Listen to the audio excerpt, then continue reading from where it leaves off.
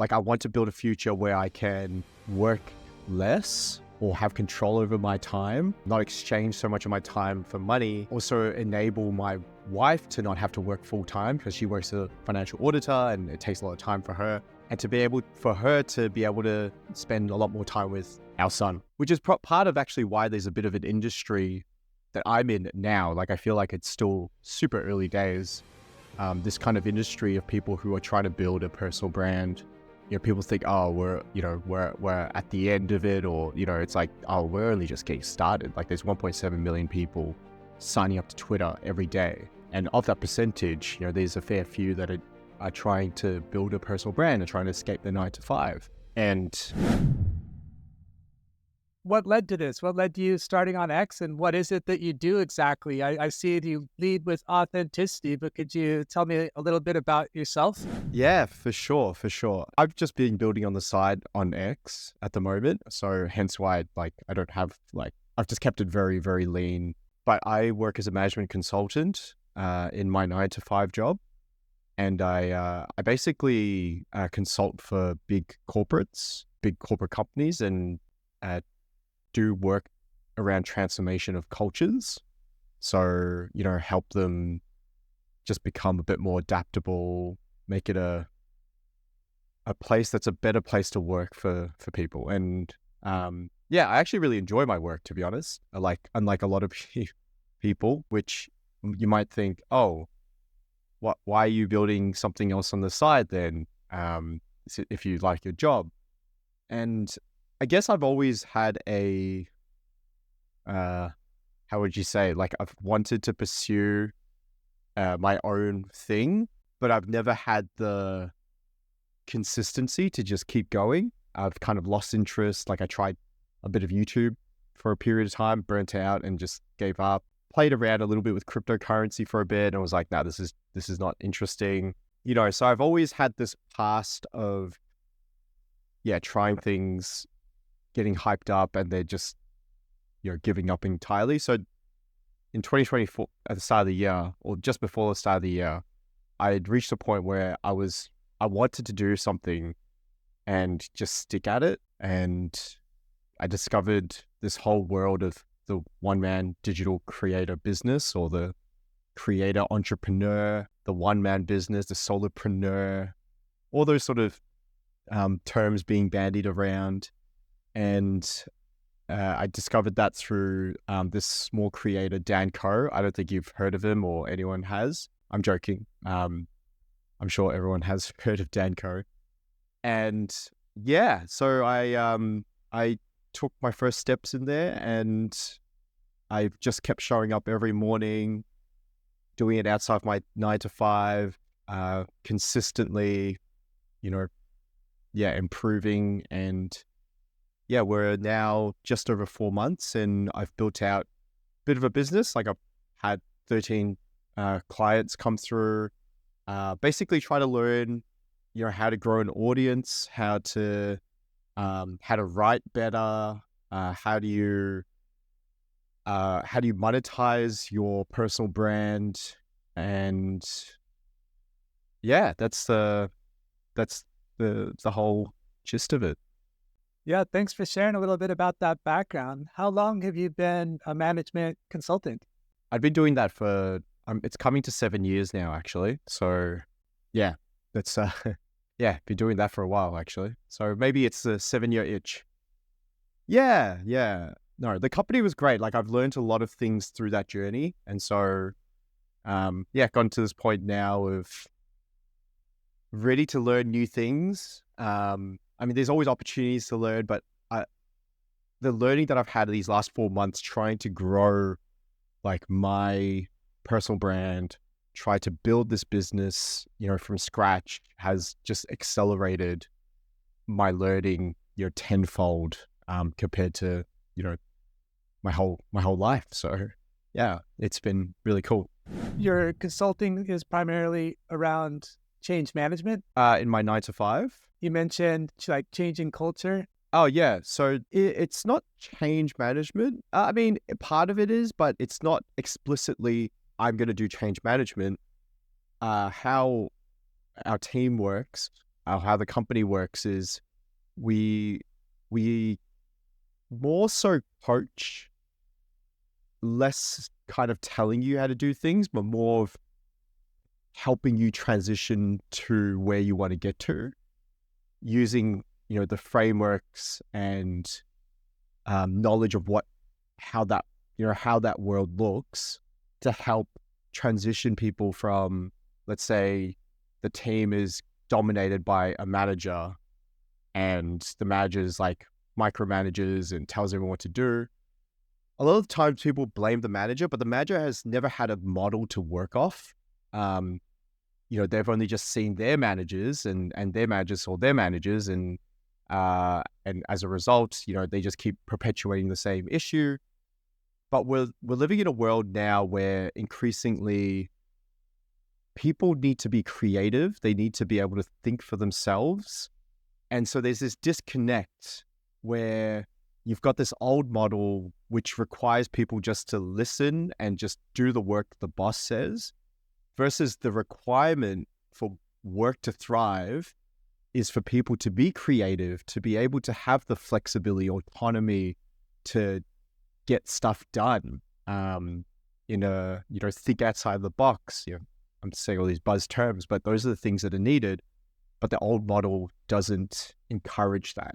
And as a result, you have these people that are burnt out, they do work that's often meaningless and they just hate their 9 to 5, which is why they're transitioning out of 9 to 5, which a lot of people are. And this is why my business I'm building on X has a market, because there's a lot of people who are trying to escape that. I want to find freedom through a personal brand.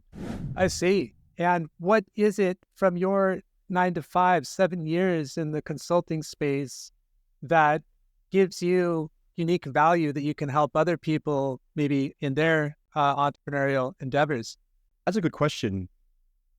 I was thinking about this recently. Actually, it was yesterday. I was talking to my friend at our futsal match. So I play futsal on Wednesday nights, and we had a talk after the game. And I told her that I actually told my boss that I'm quitting. So this is fresh off the press. I actually told him that yesterday, and I'm not quitting like fully. I'm just dropping down to 2 days a week, which is a pretty big deal.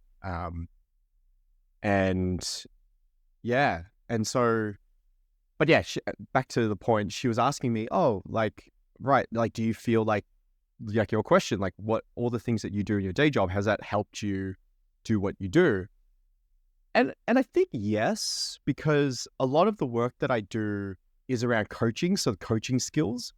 So knowing how to coach adults is something that I've learned, in my 6-year career. The other part of it is teaching frameworks and building frameworks, and that's in essence what information products are. Like they're just step-by-step frameworks to achieve a result.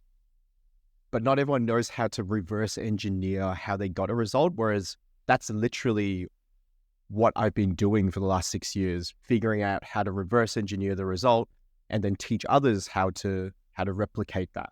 So I guess those are the two advantages I've had. I'm also super comfortable talking, meeting people, networking with people. I hate that term networking because it's just bastardized. Just feels so sleazy, but I haven't found a better word for it. Making friends. It's not quite that, but kind of like connecting with different people. And so, because I'm always meeting new people in my day job, so I've just found the ability to do that. And X is all about networking and meeting people and connecting with people very quickly. And from there, if there's a need if they're looking for help, then that's where I can come in and kind of go from there. So hope that answers your question. Well, thank you. Yeah.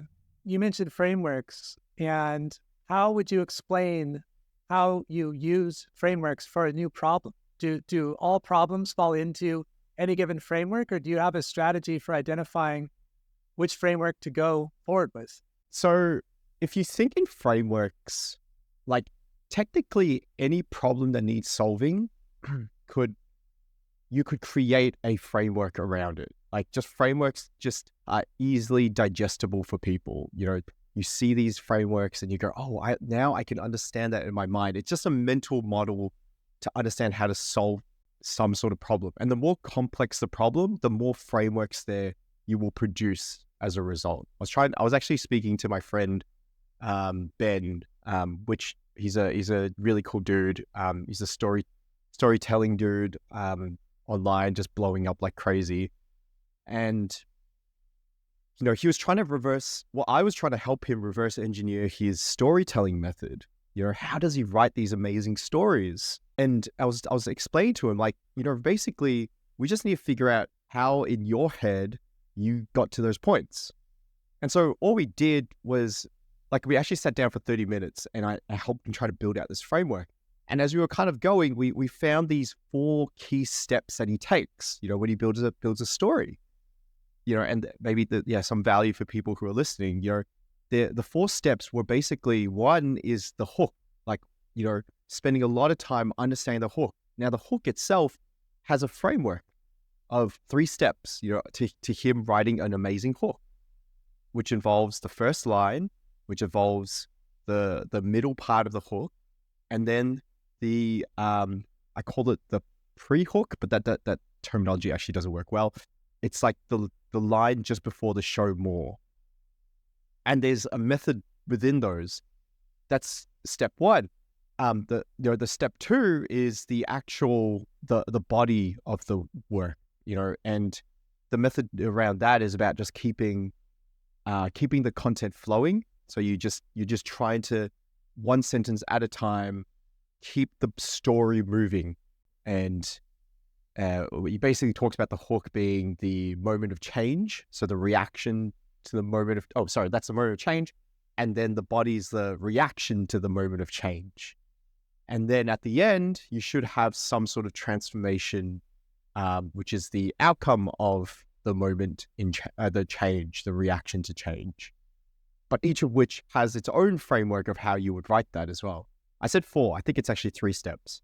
I'm thinking back to the model that I drew out. But notice that there's like a framework the way I'm teaching it. And that's really powerful, because once you start thinking that way, it becomes very easy just to speak about any topic if you know you've got a framework for it. So you just stick to the framework and explain it. And if someone asks you a question, you just go back to, okay, well, what framework do you have? And then you explain that framework to someone. And I think most of the best communicators think in frameworks, and that's why they do so well at what they do.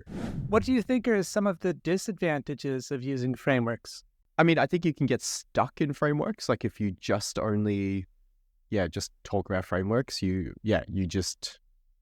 might not be able to think outside the box, which a lot of the corporates that I work with, they kind of just stick to frameworks very rigidly, because it's worked for something, but they don't realize that the context might be different, or the problem they try and solve is a different one, but they just keep perpetuating the same thing. It's kind of like if the only tool you have is a hammer, you'll see everything as a nail, or if it's screwdriver, Anyway, you get that point. I'm super bad at remembering analogies, but Thanks for the example there. That does help. I used a value matrix in ambiguity or chaos when the pandemic started, and my whole industry in tourism came to a screeching halt right before the Tokyo Olympics. I was living in Japan, and I had to think about where in the world should I go, what in the world should I do, how long should I do it for, et cetera, et cetera. And so you're just it's trying to hit a moving invisible target, basically. And so it created this value matrix for like the where, the what, the how long, the how much, et cetera. And that kind of led me to the path that has us talking to each other now. Oh, wow. That's super interesting. Yeah, I mean, I don't even know what you do, David, so I'll put it back on you. Like, how do you, tell me more about that. I know this is your podcast, but I'm interested. Oh, it's fine. It's a conversation. So I'm building a global entrepreneurial community, and it starts with the newsletter and podcast. But on top of that, I've got a community of like a peer group community that I'm building.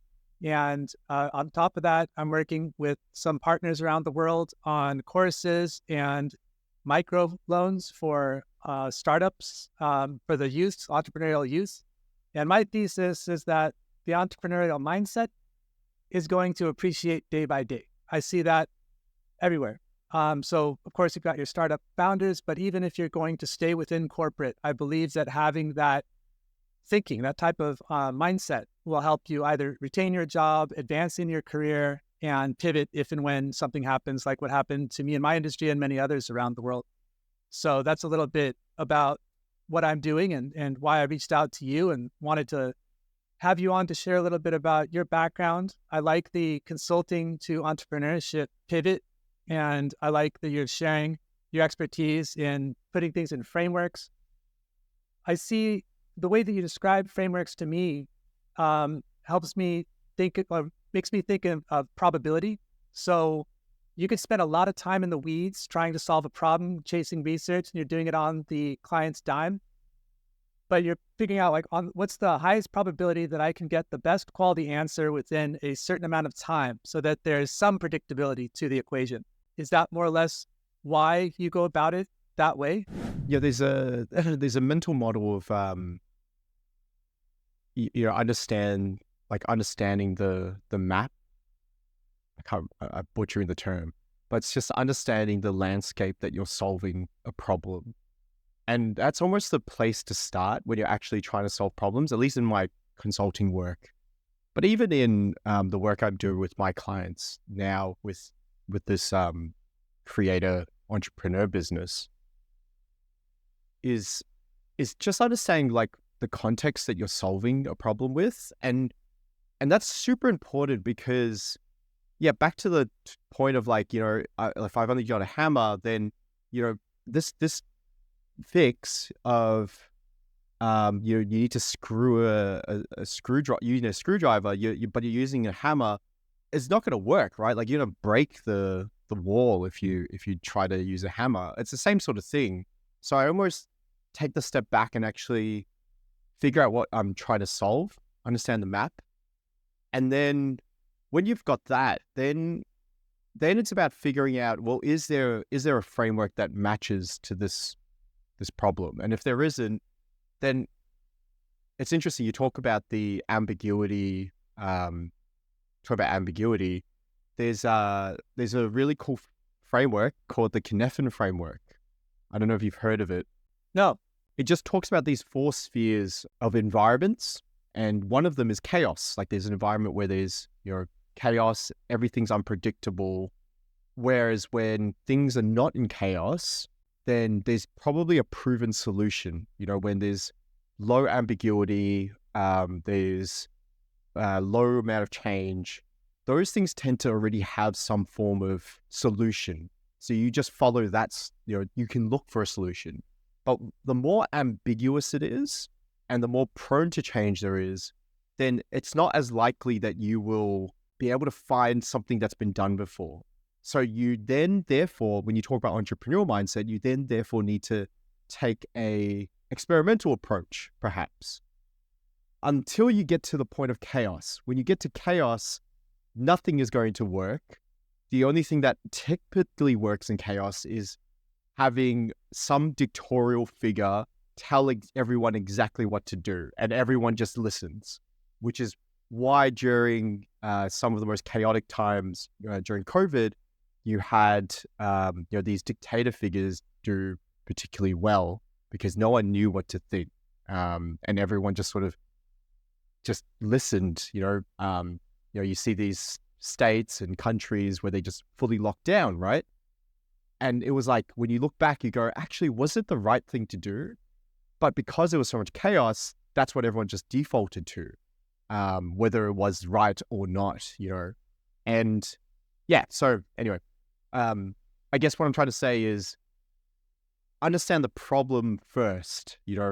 There's a term that I describe a lot in my work of, fall in love with the problem, not the solution. So when you fall in love with the problem, then it becomes a lot easier to go, okay, well, is this something we can find a solution for, or do we need to test and take an entrepreneurial mindset and actually, discover the solution which often is the case when you are trying to do some sort of change management type work.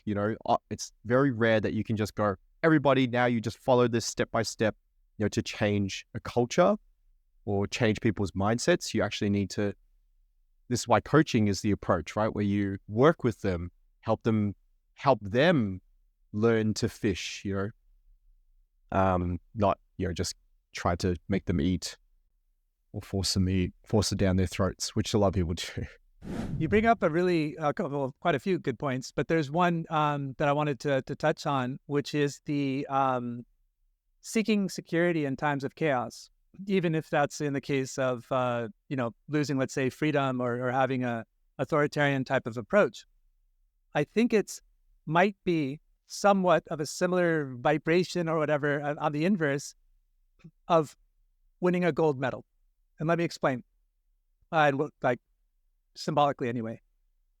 So I had a chat with my mentor this morning, and I mentioned that I think that champions are at their weakest after they win, because they have evidence to suggest that they don't have to innovate.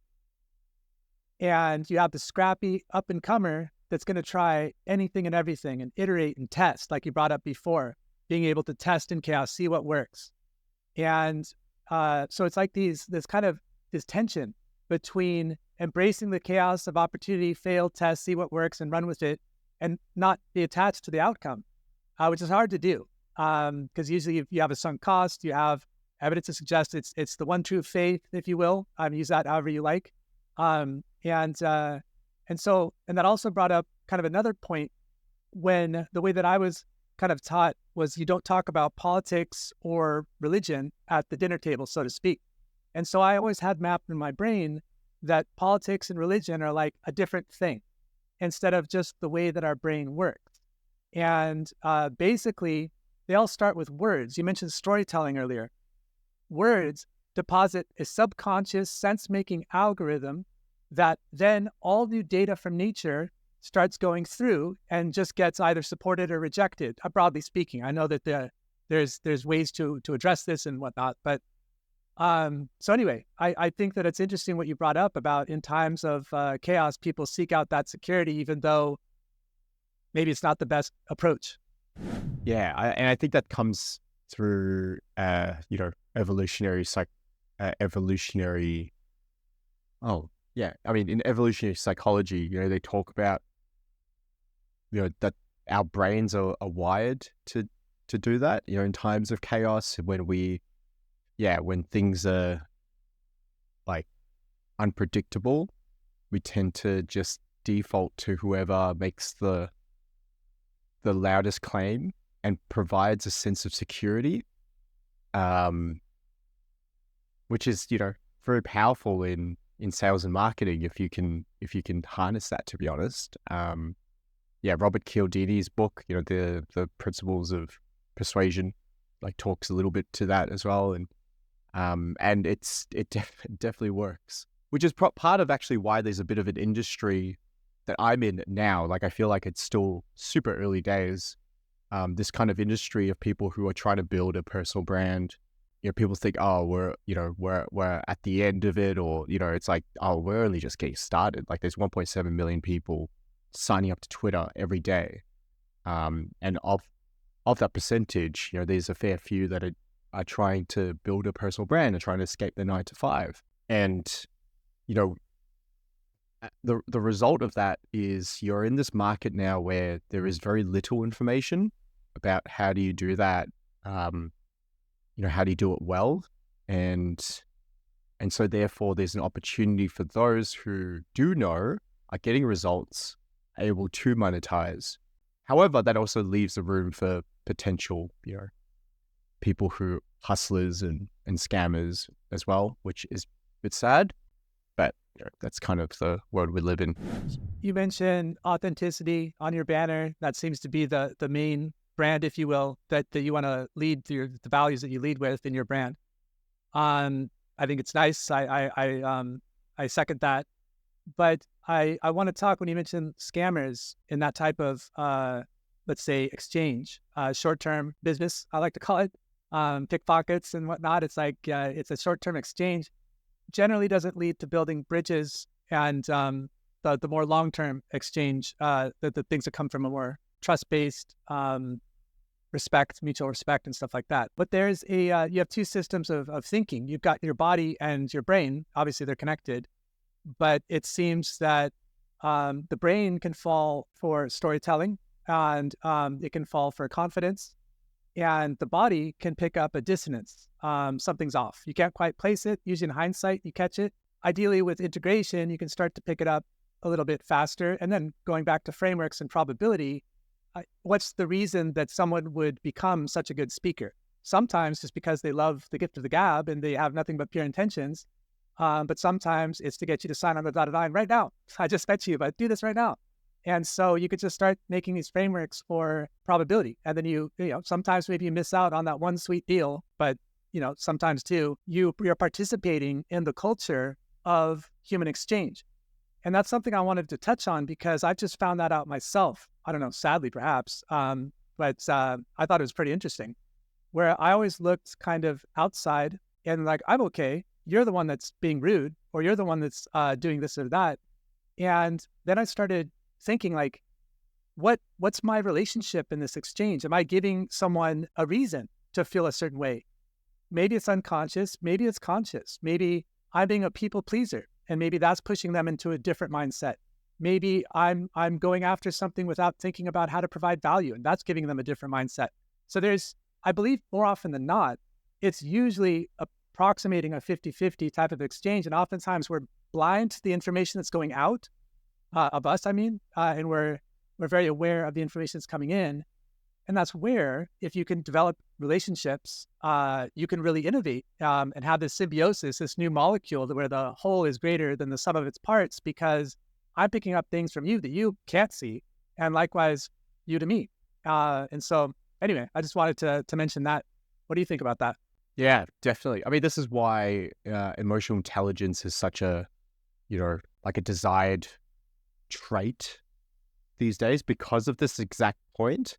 Emotional intelligence is having the awareness of, your own personal emotions, awareness of how your emotions are, or how your emotions are being portrayed by others, awareness of other people's emotions, awareness of that impact to yourself. So, I think it's talking about all those things you're saying there, because by understanding that well, then you're able to work more collaboratively with others, which is increasingly more and more required because of the need for diverse thinking and for, to create innovation. Like, it's no longer this world where you can just have someone with, the sharpest mind and they just do it. If you ask any of the most successful people that we know of, like Elon Musk, Jeff Bezos, Alex Hormozy, those sort of guys, they cannot do it alone, right?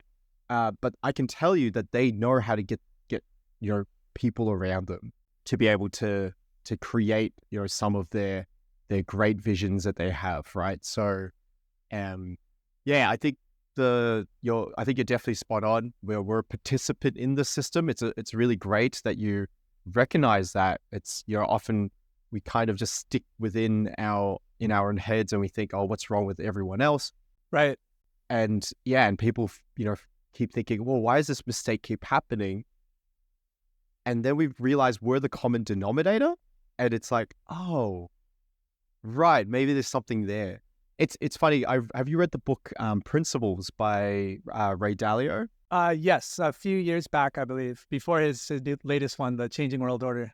Yes, I haven't read that one. I didn't read the whole thing of Principles. I just read the life stuff because I was like, the investment stuff I'm not as not interested in at the moment. And but that was pretty revolutionary, I guess, for me to actually take a step back. And I recommend this for everyone, is to actually think about, well, there's a part of the book, right, where he talks about, he recommends that people actually look at all of the mistakes you've made in your life, like big errors, and to look at the principles behind that. Like, what was it that you did? Like, what was your contribution to to that error happening, which a lot of people tend to just go, oh, it's luck, it's everyone else's fault, it's someone else, and for sure, some of it is definitely going to be the case, but that's useless, right? Like what do you do with that when you go, oh, it's everyone else's? You're better off thinking, well, what could I have done differently to change that outcome? And not to beat yourself up, but to learn from. And so that's one of the things that I actually did, which I think led me to this journey, or led me to this point, was somewhere around the middle of last year. I actually decided to write that down, and I actually have that, on my desk. I'll bring it down. It's like it's staring. Prove it. Staring at my wall. Is this a video, or is this going to be? Oh, it is video. Oh, it's video. Yeah, you can show it. Yeah, it's on YouTube. So anyway, people can see it. So I have this. I wrote this whole page of my weaknesses, because I actually did an audit of my life and went, okay, what are the errors I've made? And I actually, wrote a whole bunch of things, and then I grouped them into themes. So you've got things like, I can't read backwards, but think fast, think slow. I go fast at times when I should go slow. Critical thinking. I fall for hype too easily. Follow through to results. I do not follow through consistently. So, these, and those are the mistakes I've made that have led me to, some of the shortfalls that I can think of my life. And it's not like I look at this every single day, but it's almost become a marker now to remind myself when I'm falling back into my default thinking, and to pick myself out of it, and to think more with a rational mind. So yeah, I kind of recommend, like, if you can follow that practice, I think it's super powerful to be able to keep at something, and do something well. So yeah. Well, thanks for sharing that. That takes some courage, but it's much appreciated. And when you mentioned Ray Dalio and principles, I was thinking of basically like sprints, like you're running like a series of sprints, like testing. It's like, oh, I made this mistake, go back and kind of iterate what might I have done differently, at least intellectually, if not in the physical world. However, to not push back, but just to add, if people, not to feel too bad about making the mistakes, because the mistakes brought you here. Sometimes you need the counterweight in order to have meaning to anything. So like some people that have been through like horrible stuff wind up becoming like superhuman, like and helping other people, and instead of watching like Netflix every day, for example. It's like that wouldn't happen if you had a quote unquote normal life. And so it's you'd like to skip the mistakes part or the bad part and just have the benefit, but it seems to kind of be part of the chaos, and we can keep trying to aim for the better, like the majority of that ratio being positive, or at least neutral. But yeah, so basically I agree it's a good practice, but I don't want anyone to feel bad about, oh no, I made mistakes, like, but assess. But this is this is the point. And Ray Dalio talks about that with his own company that he's built. It's like, this isn't about, and this is why people can't thrive in the organization. He's sort of saying, I say like I'm a Ray Dalio fan or something. I'm not much of a fan of like individual people. I just love individual, like certain thoughts and principles that people have. So I just want to make that clear, because I could care less. Like Ray Dalio is Ray Dalio. He just wrote some really cool stuff. He's got some success in his life. So there's validation behind his thoughts. I guess what he's trying to say, and where I understand, is it's not about emotions. Like, it's not about, you feel bad, or like this person is a bad person because they've made mistakes. I think we've all made mistakes, but it's not about whether you've made mistakes. It's about, well, have you learnt what is in your operating system that's led to the errors you've made? And the more you can understand that, the better that you're able to perform, quote unquote, perform, not trying to hustle or anything, but the better your life will be. Operate.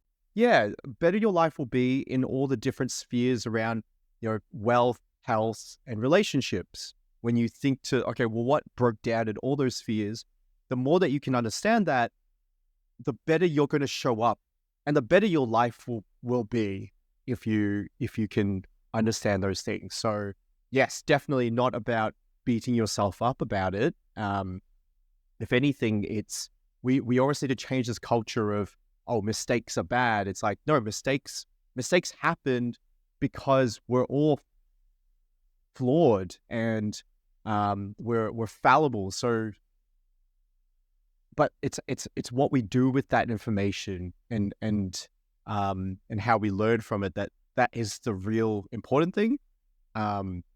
So yeah, definitely, I would definitely agree. It's not let's not beat ourselves up about it. If anything, I agree. Like, it's not about beating yourself up, but it's about actually being able to reflect and learn how you can improve and be better. I like the way that you distinguished between a person and their ideas. Our conversation now is colored by books we've read, people we've talked to. So much of our lives is a participation on a really a global scale across time. So, and I think it's important to not condemn or worship too much, but just to take in, and likewise for ourselves, not feel that our thoughts or opinions are like immutable identity, but rather upgradable and iterable. And you can take in new information and have flexibility of thought and understand that, okay, this is what I did maybe because of this reason, and maybe this is why that outcome wasn't ideal. Or maybe it was ideal. Going back to my gold medal analogy, maybe it was ideal in 1989. Maybe it's not going to be ideal in 2024 or 2025. And so just have that, like, hold on to stuff loosely, I guess I would say. What do you think about that? Yeah, I mean, I think it touches on all the things we've spoken about. We live in an age of so much information, right? We're in the golden age of information, but almost at the same time, we've become more stupid as a result, because we're lazy. We don't need to actually seek out information and try to discern what is right or wrong, because there's just too much of it. Like, it's just not possible. And so we default, therefore, to, as we were talking about, when things are ambiguous, we default to whoever's making the best claim, who are able to harness and our human psychology through storytelling, to be persuasive. And therefore, we're in this age of the influencer, of trying to follow people who are getting results for what they do. And this is what's created. It's just like this melting pot of that issue, plus the evolutionary minds that we have, where we default to trying to follow some leader, because it helps us have a sense of belonging and identity, because of this tribal mentality, having this, being part of the clan. And so because of these two things coming together, you have this age of these influencers that people worship, these figures like Andrew Tate and Elon Musk, like all those sort of figures like that people have this worship of. And you're definitely right. Like, we almost need to separate that for a moment and know that there's definitely validity in those ideas, but it's not about hero worshiping these people, because they're at the end of the day a human being like all of us. But everyone loves a hero. This is why Marvel movies do so well. We love. They might be a little long in the tooth, but yeah. I agree, and I think it reminds me a little bit about something I heard about founders or CEOs of startups, and they're kind of sometimes like a jockey, like a horse jockey, where they need to talk down their employees when they get too excited, like when times are good, and they build them up when times are bad, and just keep them kind of in the middle, because you don't want to swing too far high or low, and it's more about having that kind of consistency. And when you mentioned like maybe advising against hero worship or something like that kind of reminds me of it. Like thinking too highly of someone can actually be perhaps a disadvantage to yourself, because they are human after all. Yeah, when you do that, you just yeah, you stop thinking for yourself and you get lazy, and and then you spend more time trying to uh protect those sort of things. Like you see when like Donald Trump was at the height of his popularity. I think it's happening again. People just kind of stopped thinking and just kept trying to protect their point of view, their tribe, their clan. And that's the thing we all have in our monkey brains somewhere. And the trick is try to not fall into that, and try to get yourself back out and try to think a bit more rationally. Yeah, but it's hard.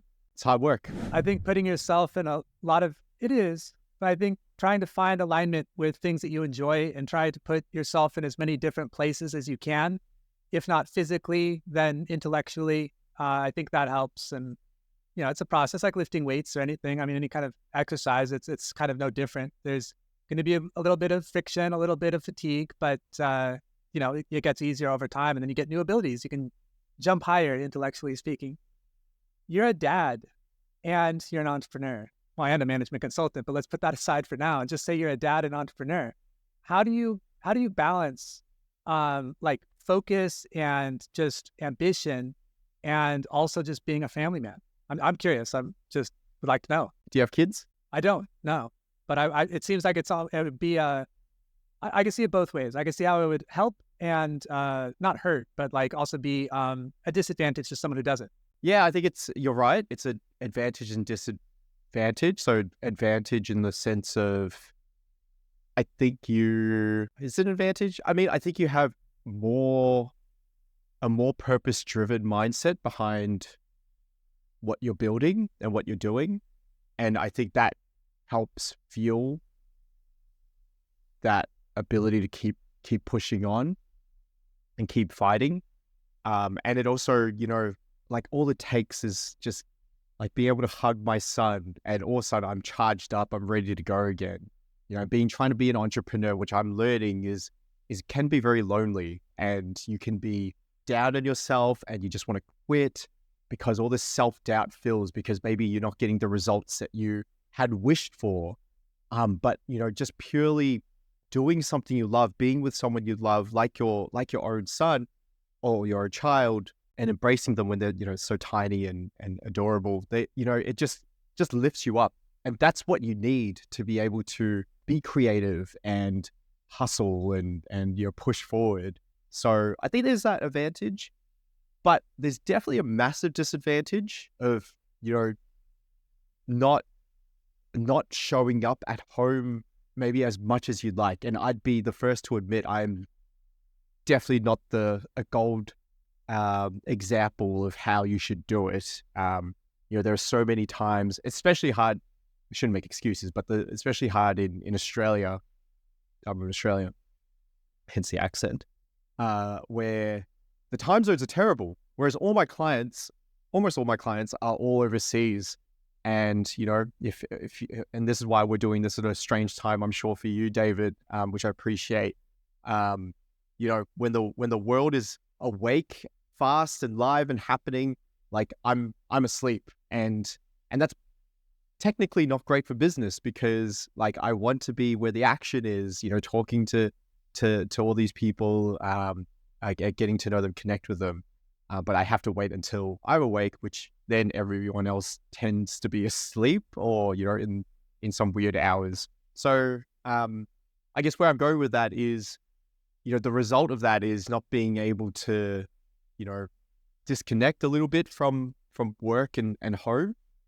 Hopefully this gets solved once I transition down from my 9 to 5. Then I've got a bit more, of that free time when my son's in daycare, and therefore I can, more properly spend more time with him, and not have to do things during that kind of sacred time of home. I try really hard to like have periods of time where I'm just focused on home, and putting the phone away, letting that go helps like so much to be able to do that. But yeah, it's probably,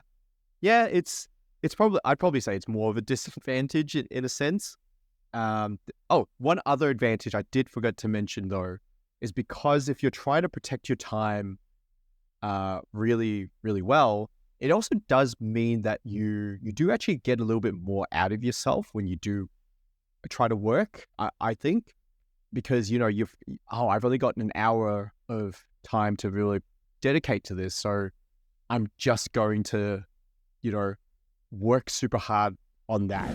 That's what I was going to say. Sometimes limitation helps with innovation and being intentional. If you tell me to go to the supermarket and pick out some groceries and I have infinite time, it may not be as efficient as you say, you got 1 minute before they close. It's like, boom, boom, boom, I'm done.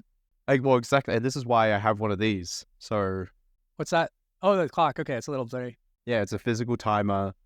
Just this is a little bit of my secret.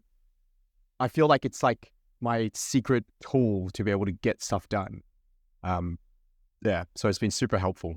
Well, and that's kind of like, I think being a CEO in a sense, or a leader is you mentioned the shift towards solopreneur or entrepreneurship, personal branding and all that.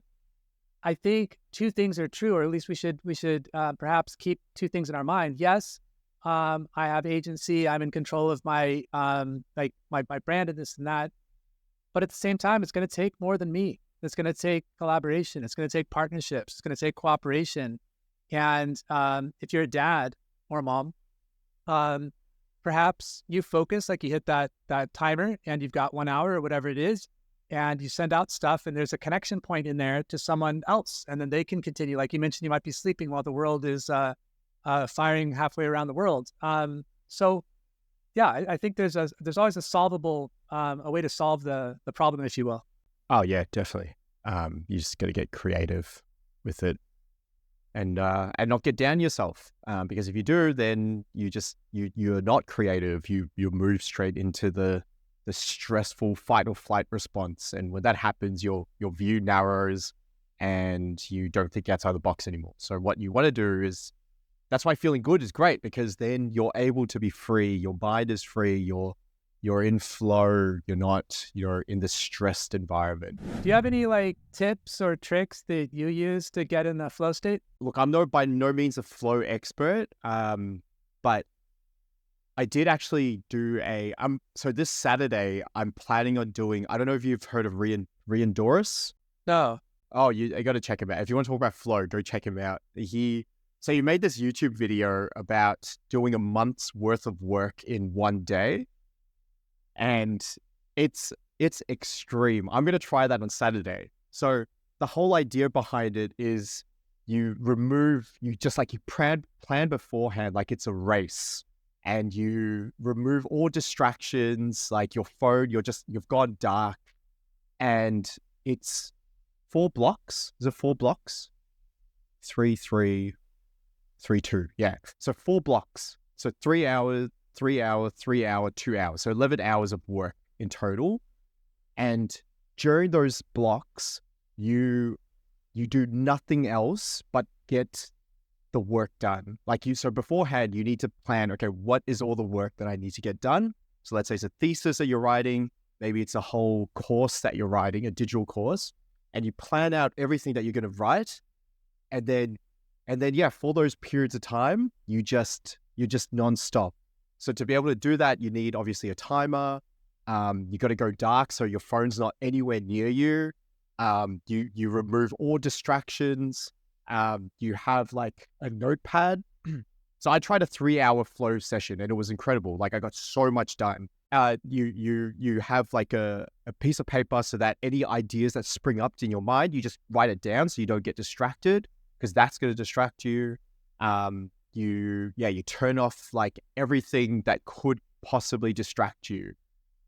And to do that, you have to that's why planning is important, because you got to tell people, hey, I'm going to be not contactable during these periods of time. Yeah. Don't assume I'm dead yet. Yeah. There's recovery. So how you recover. So you do 3-hour block, but you've got to, okay, well, how are you going to recover from that? So there's things just going for like a short nap. It's maybe just going for a walk and then coming back, doing a workout, eating something light. Like that's and low carb type meal. So yeah, it's pretty cool. Like you should check it out. So I'm going to try that this Saturday. I've got to double check I don't have anything on, but yeah, actually I'm not. Yeah, today is probably a good day. It's a good reminder to do that. So I'll follow up with you, see how it goes on Sunday. or I might do a half month in a day work. Yeah, might do that. 11 hours is a lot. Like as a dad, it's like to be out like that. But I mean, it could be like I'm just gonna be out for the day, and that's okay.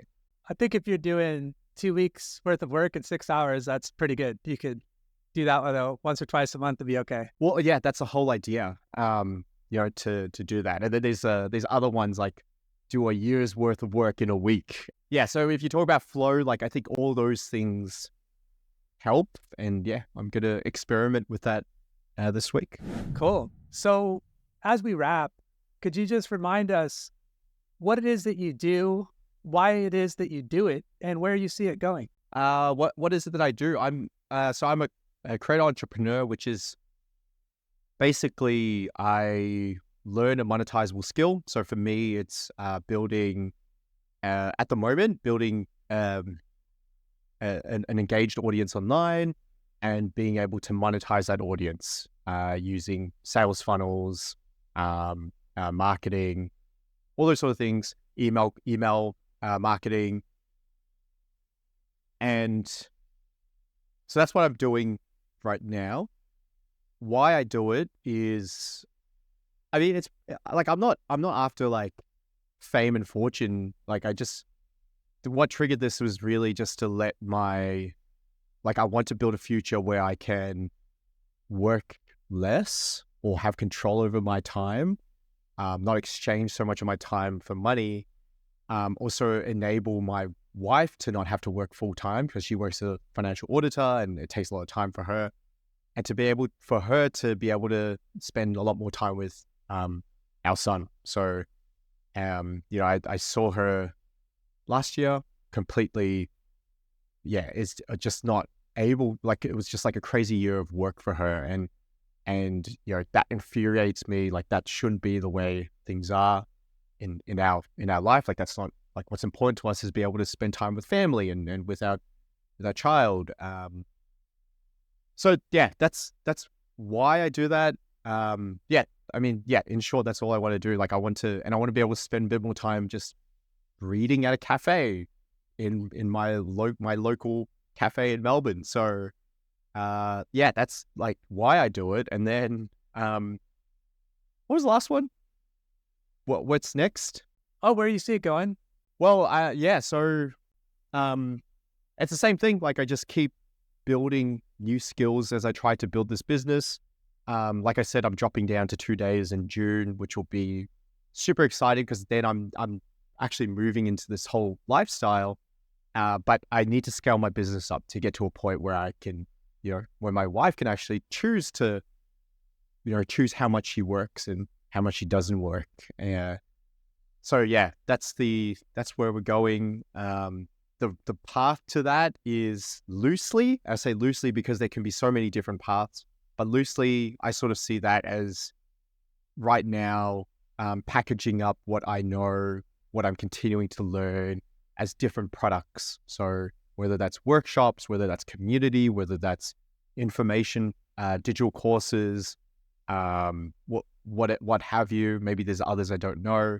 That's, I think, the way that I'll go about doing that. And hopefully by this time next year, I'll be living what I'm sort of saying to you and being able to have a greater impact for people, because that's probably the side thing I haven't mentioned was, I just genuinely want to see people thrive, people lead, better lives in their home, in what they do. Like, and I think there's a movement of people who are actually pushing against consumerism and materialism, and they just really want more time to be able to do things that they love and be with the people that they love. And so I want to enable that through the work I do. And for what you've shared, seems like you know a lot. So I'm sure you'll have many products, and I look forward to seeing them develop. And want to thank you for sharing a little bit of your insights with us. Where can people follow you? Just your X account? Is there anywhere else? Just my X account, the Arnie Ho, so ARNIE Ho. No E at the end, which a lot of people do add. Yeah, so I'm there. So where else? Subscribe to my newsletter, so they can hear some of the insider stuff that I don't share on my X account. But yeah, reach out. Like, I'd love to chat to people, and yeah, that's probably it so far. No landing page. Okay, coming soon. Coming soon. Yeah. All right, Arnie. Thanks again, and best of luck with everything. No, appreciate you. Thank you. Thanks, David. This was a lot of fun. Thank you.